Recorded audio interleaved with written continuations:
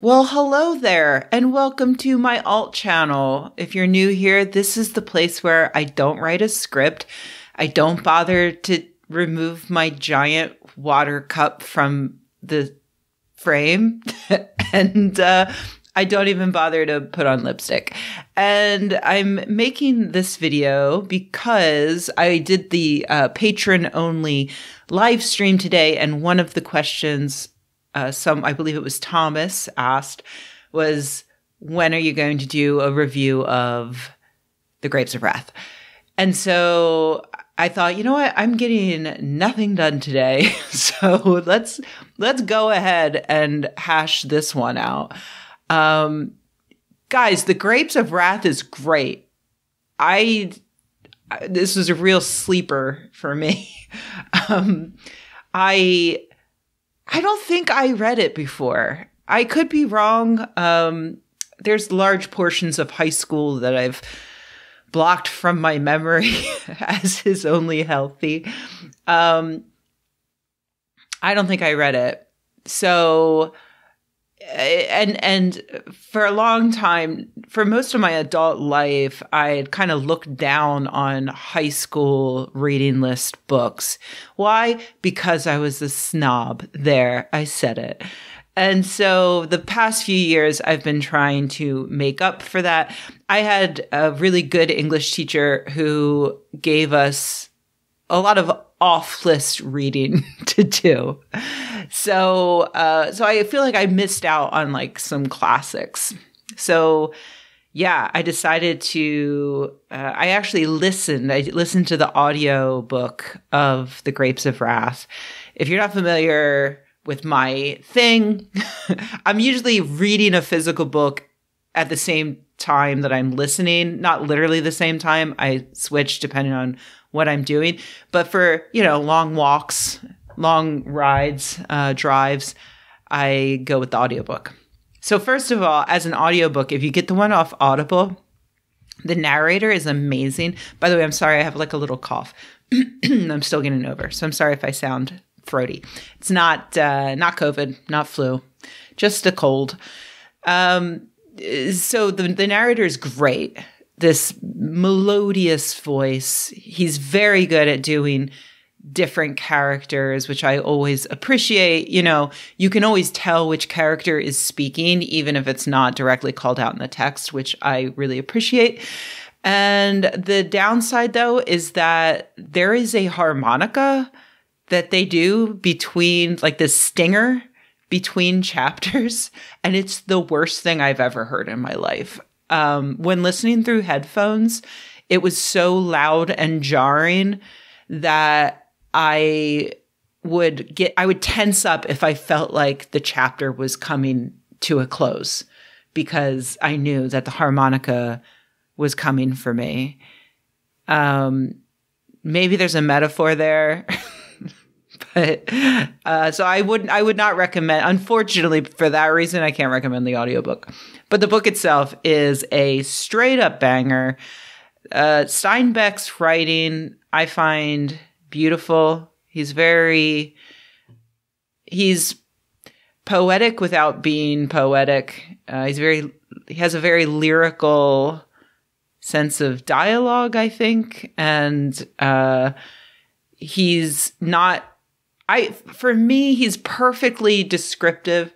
I've mentioned this before. I don't do well with overly descriptive imagery in books because I have trouble visualizing things like that. So he really evoked the feel of a place and a time without being overly literal about it. And I really appreciated that. By the way, I won't go into any spoilers here, despite the fact that, it's a 100-year-old book, but, I still, I only just read it. I wouldn't want any spoilers. Long story short, it covers the story of a family in Oklahoma who are forced off of their farmland, and they during the Great Depression, they head to California, with the hope of work. And I mean, so much of it is directly applicable to today. In fact, I knew going in that it would be a depressing book set during the Great Depression, poor family traveling across the country. Of course, it's going to have some low moments. But what I didn't expect was that the most depressing thing is how little has changed, how the most uplifting parts of the book are directly about how workers can unite together against a common foe, and they will win. There's more of us than there are of them. If only we can work together. And of course, them, the owners, the people who own the means of production, will use every tool at their disposal to stop that from happening. And so that includes violence and imprisonment. The cops are pretty clearly a tool to do nothing other than put down workers who are trying to stand up for their rights. And when workers, when families, when people come together in friendship and when they form these communities, that is when they are happiest. And, so it's depressing that it's been almost 100 years, and we are still in the more or less the same place. Our things are better, but capitalism is still running rampant through our society and making everything worse. And so I don't know. High schoolers should read this. And I'm sorry, I would have been radicalized much sooner if I had read and truly taken it in. It would be hard to miss the points, but I was also kind of a brat who was constantly arguing against whatever I was being taught. So who knows if it would have stuck. But yeah, I wish I'd read it in high school. I hope kids are still reading in high school. I'm sure it's been banned in the past, and it's probably banned right now in Florida. Let's be honest. There's nothing sexual in it. Well, there are some things that Republicans would argue is sexual, but it's not.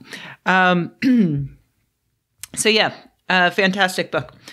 I was trying to figure out what my favorite books of last year were. I was looking over what I read, and on the live stream earlier, I said that the best book I read was Ministry of the Future, but looking at my list of books, either I forgot to write it down or I actually read it last year.